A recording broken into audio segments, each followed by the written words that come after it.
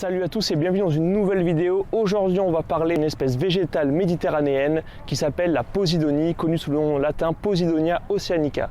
Alors cette espèce végétale est très présente, elle est même endémique de Méditerranée et vous avez déjà dû la rencontrer. Est-ce que ça vous est déjà arrivé d'aller dans l'eau et puis de sentir quelque chose qui vous touche les pieds? Puis ensuite, si vous faites du masque tuba, ça va venir vous faire des petits guilis sur le ventre. Et bien, cette espèce végétale, c'est la Posidonie.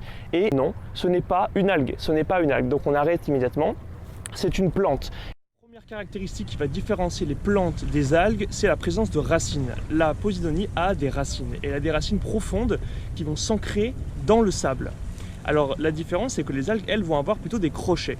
Et ça, c'est particulièrement les macroalgues, puisque les microalgues, elles, vont vivre en mode planctonique dans la pleine eau. C'est pas du tout la même chose. Ensuite, c'est une plante à fleurs, c'est une phanérogame marine. Étant une plante à fleurs, bien entendu, vous avez compris, elle fait des fleurs. Elle fait aussi donc des fruits, qu'on appelle des olives de mer. Les fleurs apparaissent de manière un peu spéciale, puisqu'en fait on n'est pas encore bien capable de savoir précisément à quel moment la fleur va éclore. Les floraisons des Posidonies sont très rares et difficiles à observer puisque la fleur est verte comme la plante. Donc du coup, dans l'eau, c'est un peu compliqué de les voir. La Posidonie va créer ce qu'on appelle des herbiers. Une grande forêt, en fait, entre guillemets, des forêts sous-marines qui vont permettre d'accueillir beaucoup de bébés poissons, bébés crustacés, bébés mollusques, etc. Donc on va appeler ça une nurserie. Vous avez bien compris le rôle. Et deuxièmement, elle va permettre bien sûr de nourrir les herbivores. Par exemple, la saupe qu'on peut voir sur cette vidéo. La saupe qui est un poisson herbivore spécifique. Et du coup, elle va venir grignoter les macroalgues, mais aussi le haut des Posidonies. Donc elle a plusieurs rôles. Elle sert de nutrition, elle sert d'abri pour les juvéniles, elle maintient le sable au fond et elle a un autre rôle très important que les communautés littorales devraient se rendre compte et l'utiliser à leur avantage, c'est qu'elle va perdre ses feuilles et vont venir se déposer sur les plages.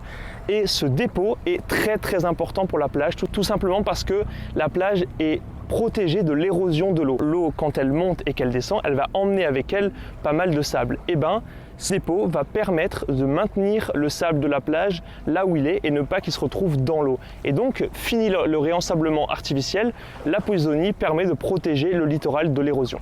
Alors ces banquettes, je vais vous en montrer.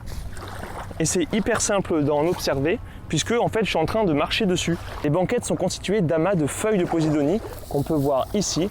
Et cet amas, il va être très important, il va maintenir, comme je l'ai dit, le sable sur la plage. On peut le voir ici, par exemple, l'eau monte et est bloquée par la banquette de Posidonie. Alors cette banquette, bien entendu, elle va se déposer énormément, puis elle va créer une énorme épaisseur. Vous pouvez voir ici que ça monte très haut, puisqu'on part ici du niveau de l'air et on va monter sur facilement plus d'1,50 m de banquette de Posidonie qui est très compacte. On peut voir, c'est hyper compact.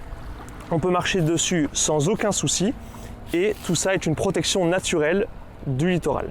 Au vu de l'importance de l'herbier de Posidonie, on peut considérer que cette espèce est un écosystème à part entière et qui va former l'écosystème des herbiers de Posidonie que je vais développer dans une prochaine vidéo avec toutes les espèces spécifiques à ce milieu. En bref, vous l'aurez compris, la Posidonie n'est pas une algue. Donc on arrête, c'est une plante sous-marine. Il est très important, elle a des racines, elle a des fruits, elle fait des fleurs. C'est une plante sous-marine, une plante à fleurs. Cette vidéo est terminée. Je vous remercie d'avoir regardé cette vidéo. J'espère qu'elle vous a plu. On se retrouvera prochainement dans une nouvelle vidéo sur les écosystèmes de la mer. En tout cas, je vous dis à la prochaine. Ciao!